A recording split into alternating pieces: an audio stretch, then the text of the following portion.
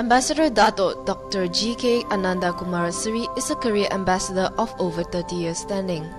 He retired in 1995 as Director General ASEAN.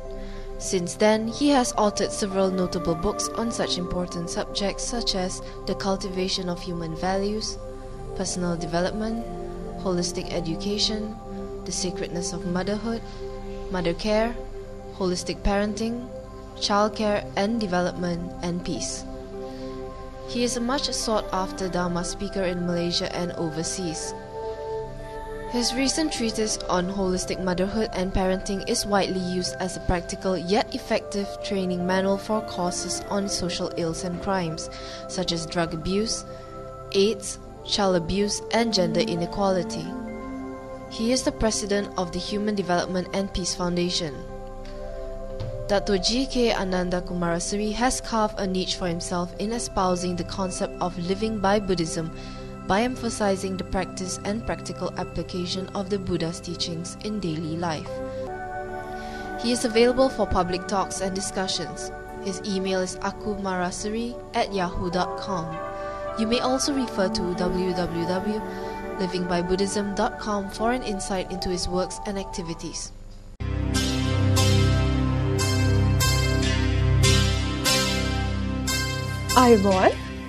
Well viewers, welcome to a very fruitful discussion on living by Buddhism.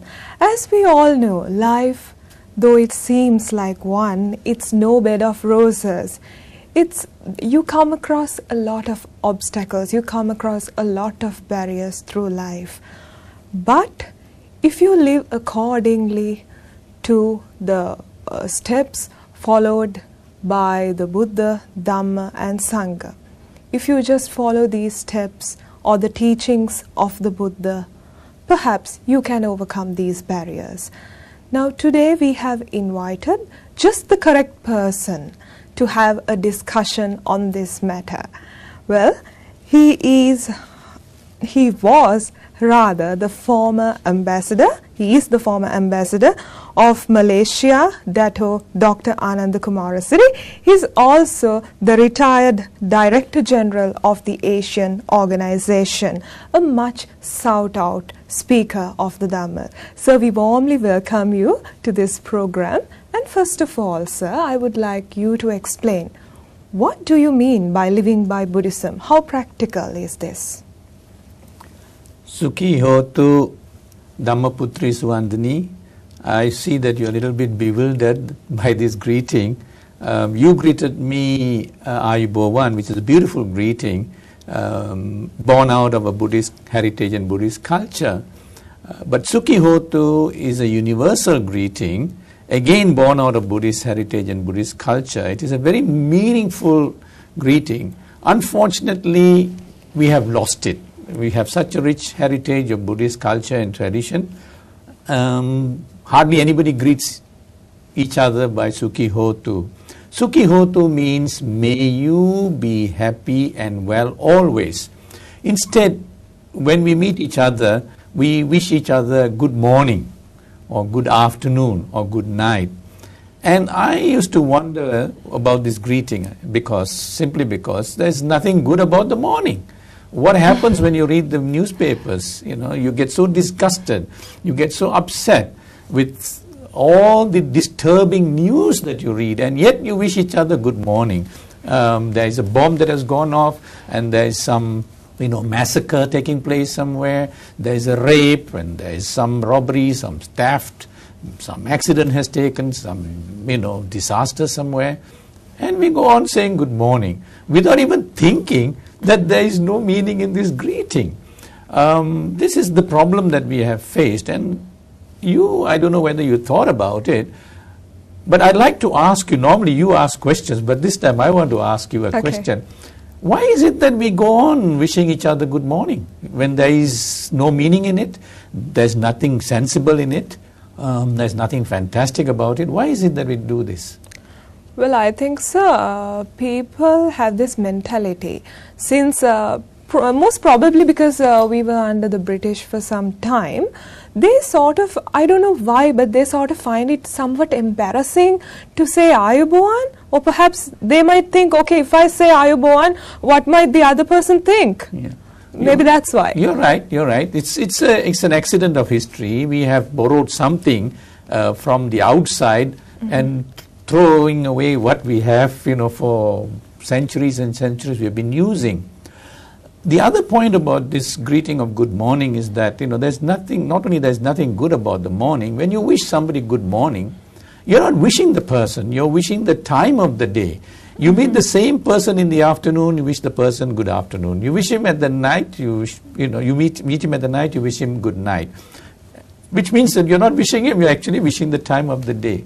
And we keep on doing it simply because, as I like to indicate, it's because of a process of acculturalization. I like to use the word acculturalization, is that because we have been taught this way, and everybody else is doing it, therefore we also do it unthinkingly. Exactly. The important thing is we do it unthinkingly. And from small we have been taught in English as well as in our own language, Suba Utasanak Weva, Suba Sandavak Weva, Suba Ratriak Weva, which doesn't make any sense. Now we need to really promote the practical and aspects of Buddhism and the practice of Buddhism. Sukhi Hotu is a universal greeting. It cuts across all cultures, all traditions, all races, all regions, all nationalities, wherever you come from. You can still greet somebody else Sukhi Hotu. As I said, it means may you be happy and well always. Not just the morning, not just the afternoon, not just the night, but always. And it's a universal greeting. You can greet anybody with that greeting. Now, if you go to any of the traditional Buddhist countries, you will find very rich greetings. You illustrated by greeting me, Ayubowan, may you have a long and prosperous life. Again, born of Buddhism, because it is born out of this concept that we have, or the cultural heritage we have, called Brahma Vihara. Sukhi Hotu is born out of metta, of karuna, of mudita, and of upeka. And when you wish somebody Sukhi Hotu, and when you put your palms together in the lotus bud formation, you are wishing the other person, may you bloom like a lotus. And in Buddhist concept and symbolism, the lotus bud, when it blooms into a beautiful lotus, it is a symbol of wisdom, symbol of purity, symbol of the goodness that we have in ourselves. So it's a very meaningful greeting, and this has been adopted in many of the countries. If you go to Japan, for example, today, of course, they wish each other Ohayo gozaimasu, konbawa and konnichiwa, again the aping of the Western greeting of good morning, good afternoon and good night. Whereas the traditional Buddhist flavored or Buddhist inherited greeting is O genki desu ka? Are you well? It's a beautiful greeting.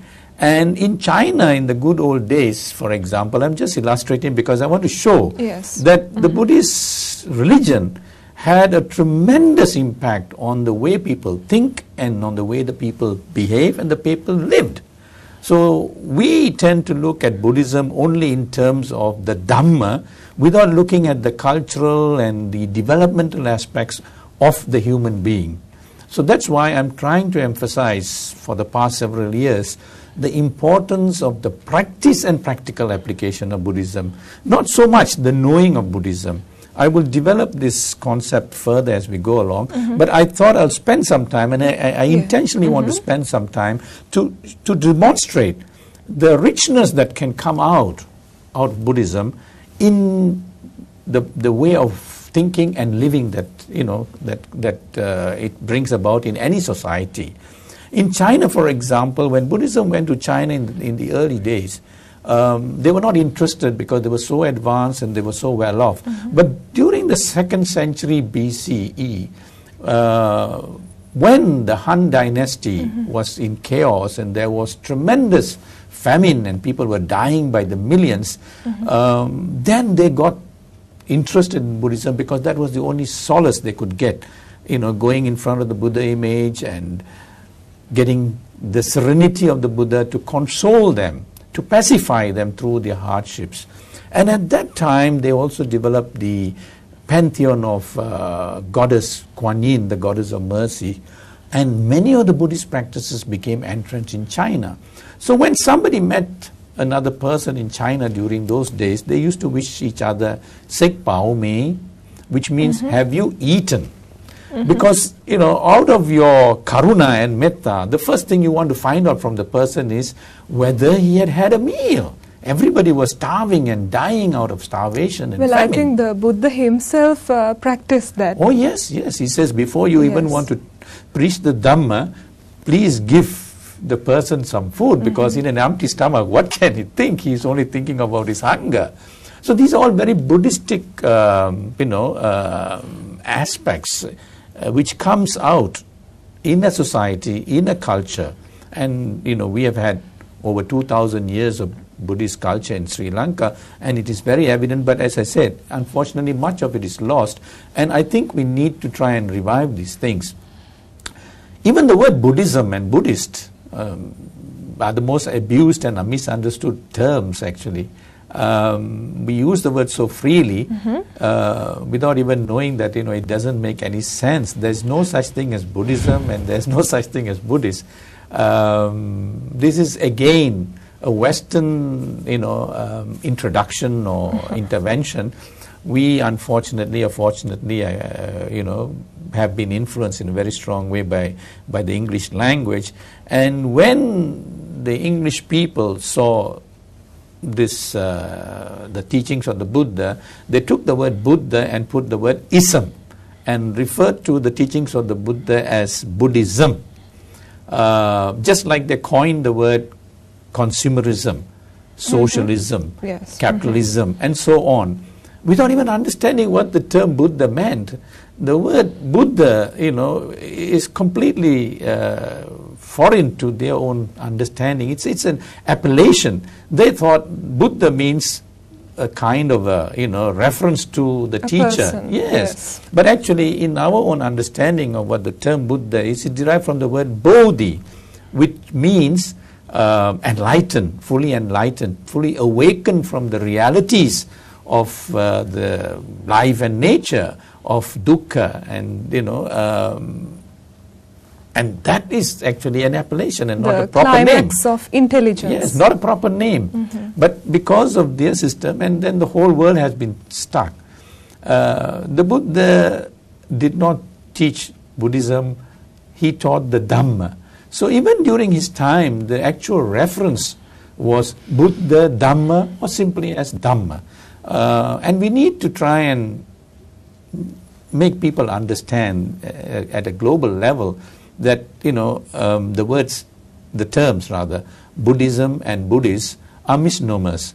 But we can't help, to some extent we can't help using it because it's been so entrenched in the English language, and it has already been entrenched in other languages. So we are perforce, to use it, but it's the onus on us to understand and to use it in the correct sense. We must understand what it means.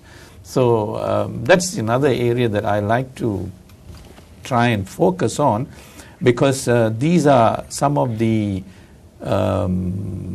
accidents of history that we need to bring attention to today. Exactly. Now, sir, you just happened to mention the 4 Brahma Viharana, Metta, Karuna, Mudita, Upekha. Can you just, I think because since this program goes out to many people in the world, and sometimes our own Buddhists, they just do not know the difference between these 4 qualities. Can you explain this as well as just tell us how to apply it practically? Well, thank you. I need to actually explain what metta is, because again, by historical antecedents, we tend to say metta as loving kindness, because that was the first translation of the word metta. Loving and kindness, to my mind, and to a number of other learned people, does not seem to be congruous. Love is love, kindness is kindness. in terms of etymology, the term metta is derived from the word mitra. Mitra means friend. So perhaps, we need to now disengage ourselves or not continue to use loving kindness, which has already been stuck in many of the writings on and literature on Buddhism, but to use friendliness or universal benevolence or universal goodwill or unconditional friendliness.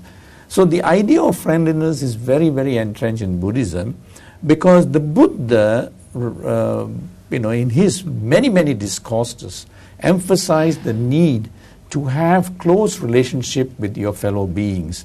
In fact, his whole definition of community was Sangha, and he divided the Sangha into a fourfold community of the monastic Sangha, comprising of bhikkhus and bhikkhunis, and the other two quadrants of the lay Sangha, comprising of upasakas and upasikas.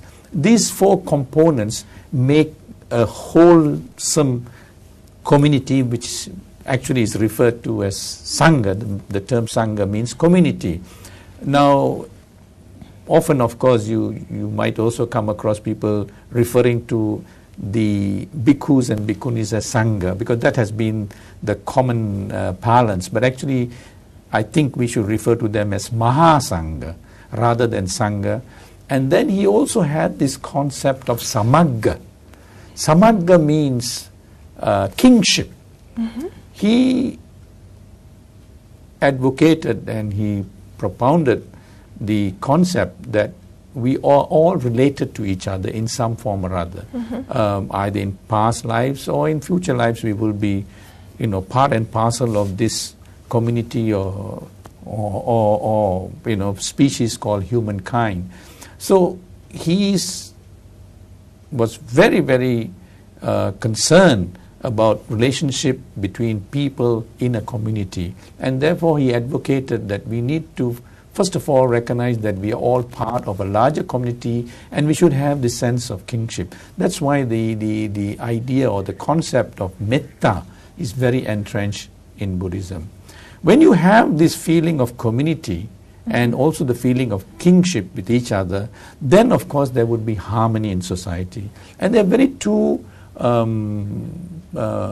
important incidents where he did demonstrate the importance of this. And one is when his own kingsmen were going to go to war over the waters of the Rohini, and he came forth. There was going to be a war between the Sakyas and the Kohilas, who were part and parcel of his own, through marriage, and also the other from his own lineage. And he says, why do you fight over these waters? Blood is thicker than water, and therefore, you should now disengage from war and try and see how we can share these waters. Again, on another occasion, he had talked about the parable of the Sala tree, and he was in this particular discourse keen to emphasize the fact that there was a situation where a large Sala tree was growing on its own. It was a gigantic tree, and it thought it could live on its own, but when a strong tempest came, it was uprooted. Whereas smaller Sala trees, which were living with shrubs and all the others, survived because it lived like the community. And this concept of community and this concept of kingship, when it went to China, it's a very interesting parallel that we can draw, and a lot we can learn, at a national level as well, in terms of nation building and in terms of harmony and things like that. That is very important today in modern governance and modern politics. The Chinese recognized this. They didn't have Sala trees. They recognized this concept, and ever since it became very entrenched in the Chinese psyche. But instead of the Sala tree, they used the bamboo plant. And that is why the bamboo has become a very central in Chinese culture, Chinese philosophy, Chinese art, Chinese music, and Chinese poetry. The reason is that they recognize the fact that the bamboo does not grow alone. It always grows in clusters. Because it grows in clusters, it's able to have greater resilience against any opposition. And therefore, the Chinese always live together closely with each other in great harmony. And again, this they had benefited from Buddhism. You wanted me to also elaborate about Karuna. Karuna, yes. I mean, the Buddha is perhaps the icon of compassion. There is nobody who can hold a candle to the Buddha in terms of compassion. And through so many lifetimes, he perfected this. And, in his last journey before becoming enlightened, even in that lifetime, his compassion, Mahakaruna, as you mentioned, was what drove him to try and find out the path to liberate humankind from dukkha and find salvation, so that we will then be able to realize sukha, because he was able to see from his own observations that he and everybody else, his loved ones and everybody else, are in this samsaric life cycle, and that we are all going to experience this reality of dukkha in life, and the only way is to find the way out, so that you can have sukha. So that is what he did. And even after attaining bodhi, which is the way out of it, he was driven by compassion to spread the Dhamma. So for 45 years, he walked all across northeastern India, expounding the Dhamma and enabling so many people to liberate themselves, find salvation by following the Dhamma. So that is his Mahakaruna, that is his Karuna. And compassion is something which we lack as human beings. We have all our frailties, and if we can develop compassion in ourselves, within us, then we will be able to have much more harmonious society. And today I think the world is so much driven by individualism, so much driven by materialism, that this culture of compassion and the development of compassion, I think, is essential. Mudita is unique in Buddhism. We have been brought up in a culture, the Western culture or the so-called modern culture, where we want to excel and we want to enjoy our own excellence. Whereas the Buddha advocated that, of course, enjoy whatever achievements that you have achieved. Enjoy whatever, great things that you do. And also be able to enjoy what somebody else has achieved. If you are able to appreciate somebody else's achievement, somebody else's happiness and joy, without being envious, without being avaricious, then we will remove a whole chunk of defilements which I think is the stumbling block in our own spiritual development. Sir, that's a quality where most of us lack. Most of them have this kindness or compassion. They take pity on beings, but some people find it difficult to tolerate another's success. So I think mudita, of course, is needed a lot in the society. Yeah. It's difficult because we have not been acculturalized. I started off with the term or word acculturalization, and I think that is the key. I deliberately and intentionally started off my greeting that we continue to do certain things, although it doesn't make sense, there is no meaning, but we do it because we have been acculturalized. You say it's difficult for us to, or rather people in general, to have mudita. They cannot enjoy the joy of somebody else. They cannot appreciate somebody else's joy. Rather, they are envious. and they get jealous. It's so much, Yes. much in society today, because we have not been acculturalized. You can't blame them. You can't blame them because there is nobody who is developing this culture. Now, a stage further than that, even higher than that, the Buddha says, go beyond that. Go to a stage where you would be able to develop a mental culture, a mental self-culture, because all these things you can't go to a shop and buy. You can have all the money in the world, you can't go to a shop and say, I want to buy so much of mudita and I want to buy so much of this and that. But this higher stage, we call upeka, where whether there is praise or blame, you are equanimous. But that demands a lot of discipline, a lot of training, and a lot of mental development. It's not impossible. We are just talking in terms of concepts. And I like to emphasize the importance of getting out of this concept, getting away from concepts. Concepts are important. Concepts are important, concepts we need to understand.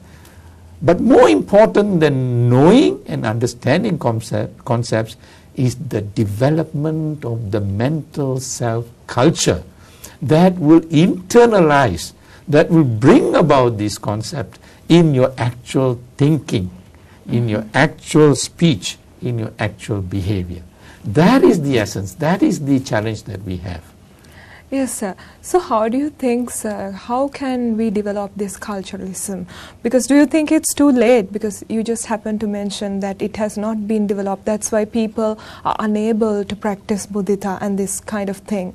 How do you suggest that it should be developed? Yeah, thank you for asking this question, because that's exactly what I also had been asking myself many, many years. And because of my constant, focusing on this, how are we going to bring about this? We know that this is what Buddhism is all about. In fact, there are books and books and books on Buddhism, but still people are behaving quite differently. In fact, you can bury yourself with books on Buddhism. So I thought to myself, and I challenged myself, I said, I have to now think in terms of how to promote this aspect of internalization, or the practice and practical application of Buddhism. Knowing Buddhism is not a big deal. It's not a great thing. You can be erudite. You can be an expert. You can be an acharya. You can pass exams. You can recite. You can quote chapter and verse, all the Tripitakas. But that's not what the Buddha wanted. And he in fact said, the one who practices the Dhamma honors me most. The one who is able to practice the Dhamma sees me, who is closest to me. And so on. In many, many occasions he emphasized, he says, no point knowing the Dhamma if you're not practicing it. Just like the spoon with the spoonful of honey. The spoon is not able to know the taste, the wonderful taste of the honey. And you would also not know until you put it into your mouth. So we need now to look at, the holistic approach in terms of understanding, in terms of teaching, in terms of propagating Buddhism. Unfortunately, we have not looked at that. The Buddha himself had done it, but over the years we have lost this emphasis. And that's why I came out with the need to try and promote the practice and practical application of Buddhism. Now, you will find that unique in Buddhism, very unique in Buddhism, is the concept of the mind, based on a very clear understanding of the human being. Because Buddhism is based on reality. The Dhamma is based on reality, as I mentioned at the outset. And it is the understanding of this reality and of nature that the Buddha was able to focus on the human being and the nature and condition of the human being. So we have to start, first of all, in understanding what the human being is. This is what we are looking at. We are not looking at the Dhamma or something else. We have to understand what is a human being. And he pointed out very clearly, the human being comprises of Nama and Rupa, mind and corporality, or mind and body. Very simply, mind and body is something which is universal. irrespective of whether you are a Buddhist or a non-Buddhist, whether you are from Sri Lanka, or you're from Malaysia, or from England, or from Africa, all of us, all human beings have a mind and body. And this mind and body have to live together. There is no way, it is intertwined, it's interlinked, and you have to have a symbiotic relationship between this mind and body. There is this situation where people tend to think that, if they take care of the body, and therefore everything is okay. But not so. They are interdependent. Also in terms of success, in terms of development, in terms of good health, in terms of happiness, the mind and body correlationship has to be taken into account. Now we tend to look at the physical side. We dress up well, we bathe ourselves, we put up makeup, we spend a lot of energy, time and money in the physical side, whereas we don't spend that amount of time or hardly any time on the mind. If we are able to understand our own ignorance, our own neglect of the development of the mind, then I think that is a good starting point. And we need to do that. I would be discussing with you on another topic. We need to do that even before the child is born. So this concept of mind as being the forerunner of all our thoughts, speech and actions, and therefore the cultivation of a positive mental culture should form the primary focus of much of our activities, much of our teaching, much of our practice has to be now taken up, and this has to be done even before the child is born, as I said, because the mind is awake, is alive, is functioning as the child is being formed in the mother's womb. We tend to look at the mind only when somebody has done wrong. When a child has done a mistake, when somebody has taken ganja or some drugs or done a murder, then we say this person has done something wrong. But this error, this delinquent behavior, this unethical behavior or immoral behavior, the beginning, the root, is not when the person is an adult, but from the time the child, the unborn baby, is being formed in the mother's womb, all the influences are programmed, are cultivated in the mind. And when the child is born, the mind is programmed, mind is cultivated either in a wholesome way or an unwholesome way. It is our duty, parents of course first, to see that this mind is cultured in a wholesome way and not in an unwholesome way. So that is the challenge that we have, and unless we look at it from that beginning point, we might be losing out in terms of realizing the practice and practical application of Buddhism. Well, thank you very much, sir, on that very inspiring explanation indeed.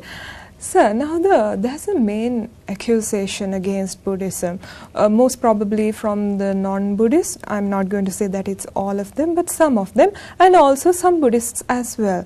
That some people tend to say that Buddhism practices pessimism by mentioning about the dukkha or the suffering, or by bringing out the negative aspects of life. How would you see this matter, sir? Well, largely this is unfounded. I must say it's unfounded, and also it takes place because of a lack of understanding of what Buddhism is. They tend to, take it out of context. Now, when you are not well, and you're having a temperature or some ailment, whatever it is, what do? You go and see a doctor, right?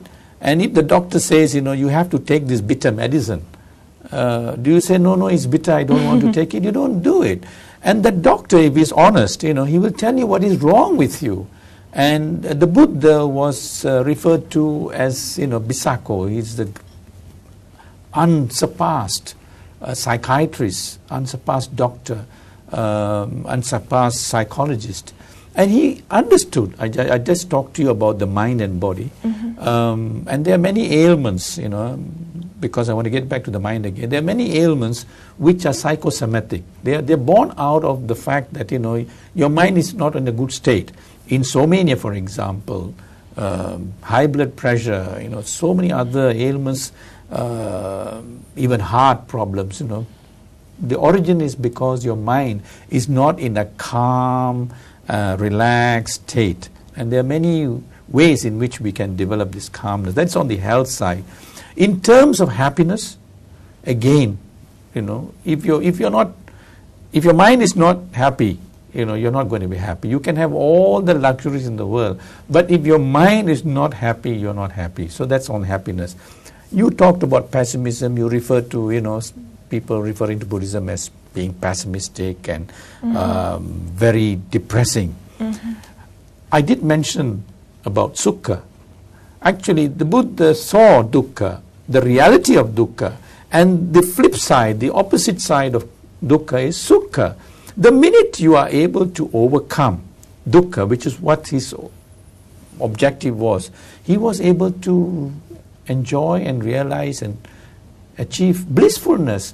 And whatever happiness that the Western world or the modern world or all those people who quantify happiness in terms of material, you know, measurements, in terms of sensual pleasures, in terms of, you know, enjoying life. Therefore, in fact, there is a school of thought that says, you know, even from long, long ago, even before the Buddha, enjoy life. Life is not certain. Therefore, enjoy life and you can attain moksha by just simply indulging sensually and also materially. He was against that completely. He knew that it's insatiable to start with. You can never find anybody in this whole wide world who is satisfied with whatever millions he has. He wants more. And then there is also the fact that it is not permanent. It cannot be permanent. Whereas the concepts and the teachings and the practices that the Buddha had pronounced and propagated and taught us is able to address all of these lackings in the so-called optimistic kind of picture that they present to be the better than Buddhism situation. They fail to understand Buddhism presents the most optimistic, because you have understood what the problem is and you have gone to the root of the problem, and you're not dealing with only phenomena or the symptoms of problems. You are going to the root of the problem and you're able to address the problem. Equally important, you are not going to depend on somebody else to solve this problem. This is something that is doubly important in Buddhism. Not only it is very optimistic, very promising, very realistic, very down to earth, no airy-fairy things, but you are in the driver's seat. It is in your hands to be able to achieve all of this. You don't have to depend on somebody else. You are encouraged, it is being insisted that you have to be self-reliant, that you are capable of achieving. And if you want to talk in terms of, you know, progress, success, achievement, Buddhism is a complete program, a complete training program. Not only just a program, a complete training program for success, for happiness and well-being. It's a complete training program. If you follow the Buddhist practices and the Buddha's teaching, you will be able to face any challenges, any difficulties in life. And if you're a student, you know, you'll be able to do well. You would be able to excel, because Buddhism enables you to reach the excellence. He recognized that each one of us has got talents, has got skills, has got innate abilities, and it is up to us to develop these things.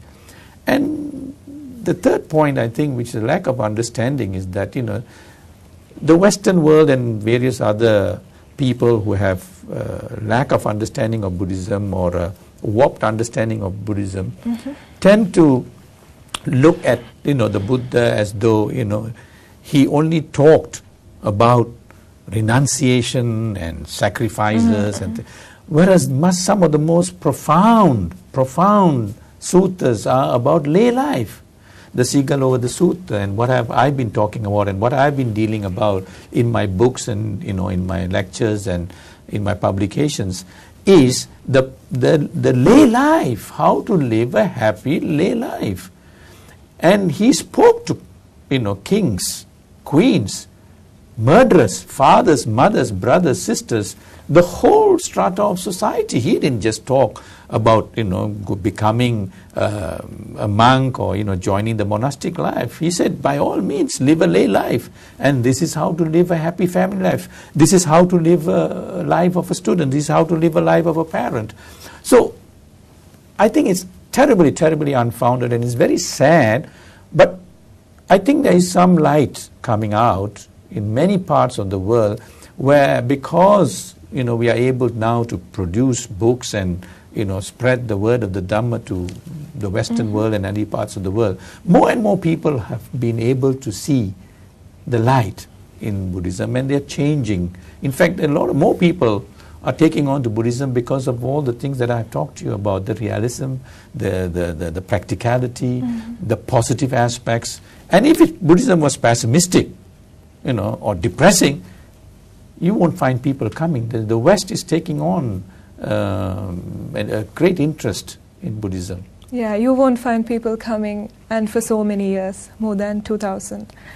Well, yes, sir. Now you just happened to mention what the Buddha has preached about lay life, and you mentioned the Sigalovada Sutra. Well, in Buddhism, there is a practice called the worship of the 6 directions, or the Sadhisa Namaskara. Yeah. Well, in our society, some people tend to say, well, I don't have time to do all this. What can you say, sir? How can you practically apply this Sadhisa Namaskara in your life? Well, that particular sutta, he just symbolically demonstrated all the 6 directions. And your point regarding, you don't have time, actually the problem is you have to ask yourself, what do you want? What do you want? What is it that you want? If you say you do not have time, then you have to prioritize. Not only you, everybody has the need to prioritize. And the Buddha, explained that you need to prioritize. Even for a businessman, he told them how you are supposed to organize your business. Divide your capital into 4 parts. To a husband, how to treat your wife, give wives gifts regularly, and his whole final trust before he attained Buddhahood was to follow the middle path. So you ask yourself, what is your priority? What is it that you want first? And then you have to strike a balance. You can't go onto one extreme, and then neglect all the others. If you're a householder, you have to prioritize. My children comes first, my wife I have to look after, then I have to look this and the other.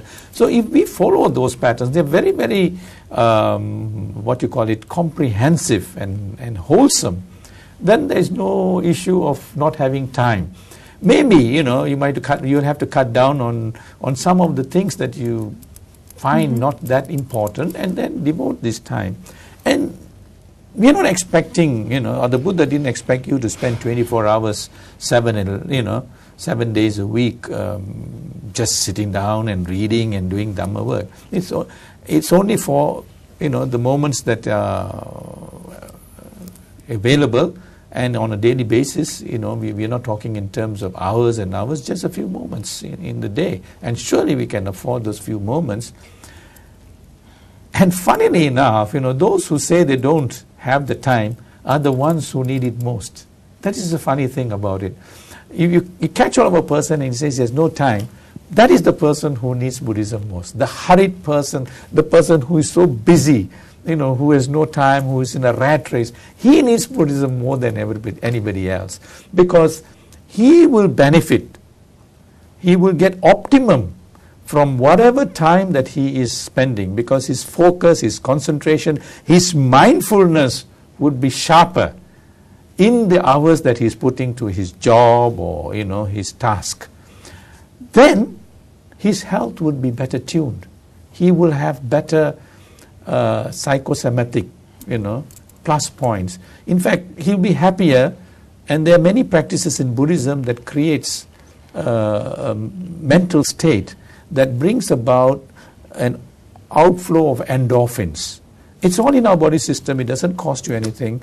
And if you're happy and if you're smiling and if you're contented, these endorphins automatically come out. So, he doesn't realize it. That's the problem. The problem is we don't understand that the Dhamma, the practices in Buddhism, has so much of benefit. Even if you go to the vihara and just sit down, just touch the floor of the vihara grounds, you are charged by positive energy. And this has been proven scientifically today. When you hear the paritas, those are vibrations, the intonations, they create positive vibrations. Now, if we can only explain this, the practical aspects, this is why we do it.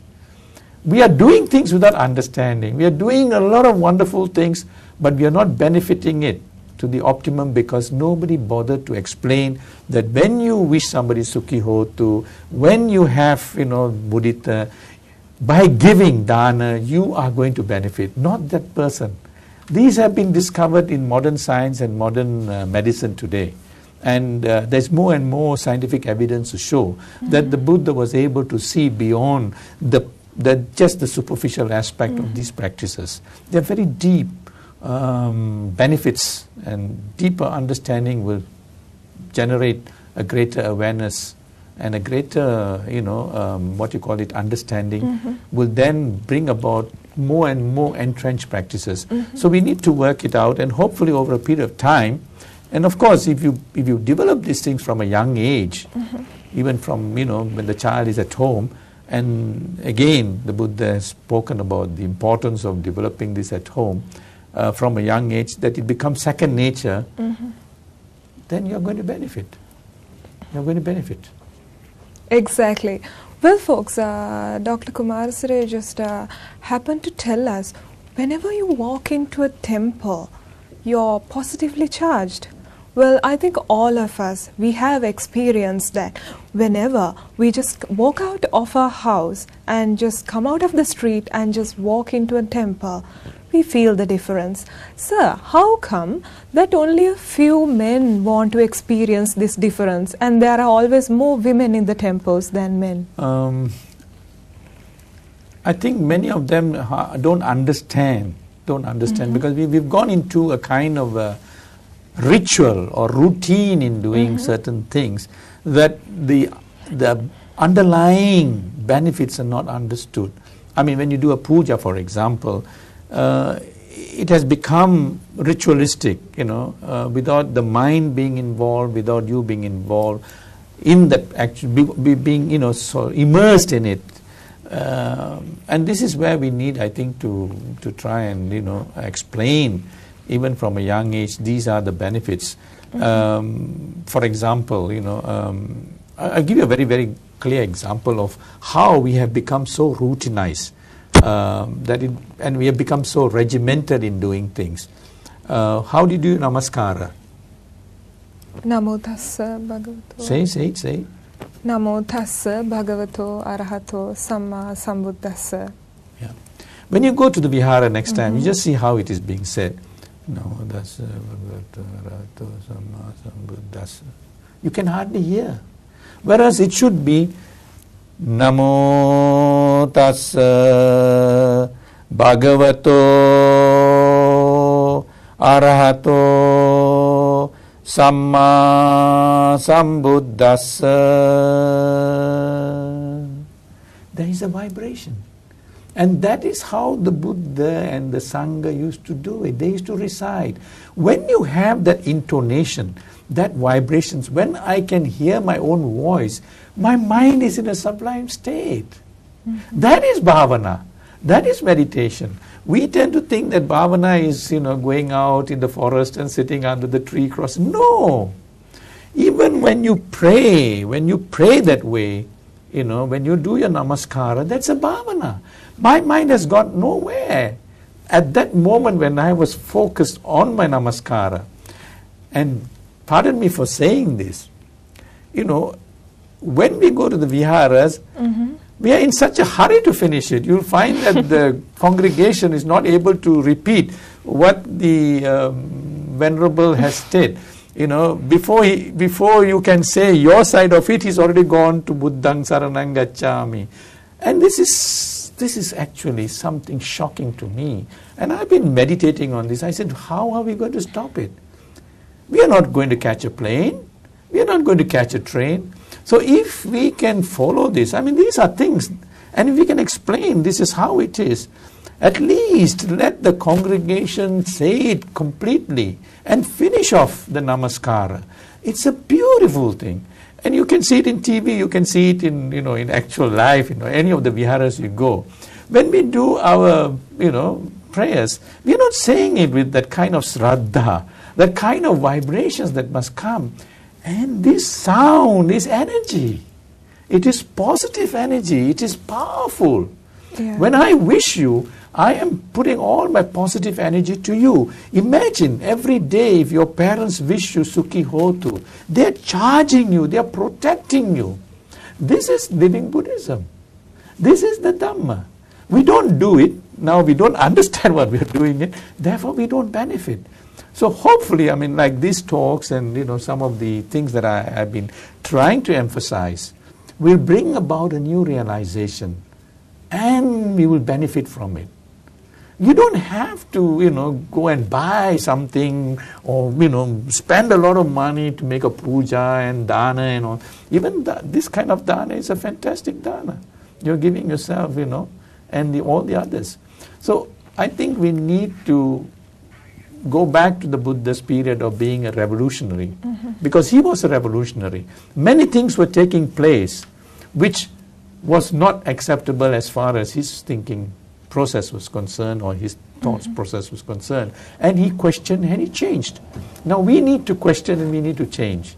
If we question and we change, you will find that there will be an improvement. There would be, everybody saying, Buddhan Saranang Gacchami together, and the whole hall will be vibrating with that kind of, intonation of the Dhamma, of the various paritas. But now they're so shy, so timid. How can you do that? It's unheard of. It's in the Buddha's sense of the Dhamma, it was unthinkable.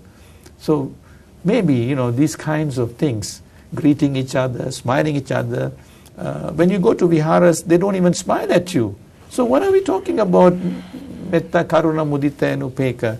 You don't know each other. You're meeting each other so often and yet you don't talk to each other. That is what we need to emphasize. Everyday, practical, living Buddhism. Then you will find this is the result of, the Dhamma. Buddhism can be seen in the lives, in the faces, in the cheerfulness, in the child who is confident, who is, enthusiastic, keen, cheerful. This should show. When you look at the Buddha statue, you will find that he is always smiling. Why? Why is the Buddha image always smiling? Because he's contented, because he's found the path, and therefore he smiles. Now if the Buddha smiles, and if, that is the way to happiness, we should be smiling. So it doesn't show something is wrong, not with the Dhamma, something is wrong with us, because we don't understand that this is the culture that we have not developed in ourselves. Exactly, sir. Whenever we look at the Buddha, we smile too, because we see the Buddha smiling. And as you said, now this Namaskara Gatha, whenever you recite it properly, you just feel it inside, within you. For an example, I would like to bring out, whenever people climb, when our ancestors used to climb Siripada, or still I think, they say this Theruvan Sarana or the Namaskara Gatha, which gives them the energy to climb. It's such a high mountain and it's very difficult. But that gives you the power to climb that mountain. Well, sir, I would like to ask you, because we are running out of time, quickly, now you have seen the practice of Buddhism in Sri Lanka as well as a few probably some other countries. Do you see a difference in this? Very strong difference. In Sri Lanka, somehow or other, the form has taken, more importance than the substance, which is rather unfortunate. It's nice to see, but it's better for the substance to be understood, and the form, can still remain. Then it makes more sense. I just talked to you earlier on about, many people doing things, puja, just ritual. I mean, you can see it's mechanical, literally mechanical, just that. There is no shraddha, there is no involvement, there is no immersion, in the whole practice. So we need to now, see how we can bring about the emphasis of the substance of the Dhamma in actual life. In the West, for example, they have understood the Dhamma to be highly beneficial in terms of health, well-being and happiness. That's why, you get a lot of the intellectuals, a lot of those who have been very well off economically, taking to Buddhism. They are able to see that, the so-called materialistic modern life is not able to give them the happiness, the well-being, but Buddhism does. And so they have taken on to meditation in particular, and their understanding and their practice of meditation is certainly much more widespread than in traditional Buddhist countries like in Sri Lanka. On this point again, it's a very tricky point because somehow or other people tend to feel or still think that meditation you have to go to the forest and you have to cut off yourself completely. And the Buddha defined bhavana as a development of the mental culture. There are so many practices, so many drills or so many methods of meditation, and one can take whatever that is.